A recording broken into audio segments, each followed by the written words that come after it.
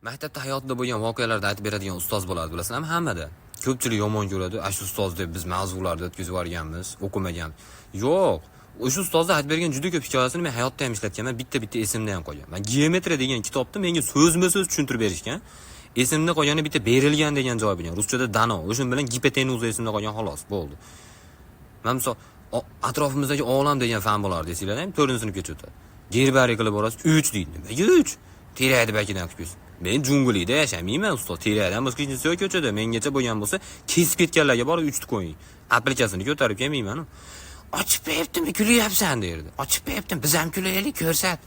Nima sizlar uylarda faqat ochilgan narsaga kulasizlarmi? Desiz, gap qaytaryapsan 2. Ha, men gap qaytarganimga 2 olaman, ana konspekt qilganiga 5 oladi. To'g'ri. O'zi eng zo'ri musiqa degan fan bo'lgan. Faqat 5 olganman. Qo'shiq ham aytishni bilmasdim, bir instrument chalishni ham bilmasdim. 3 ta ham zo'rg'a chalaman.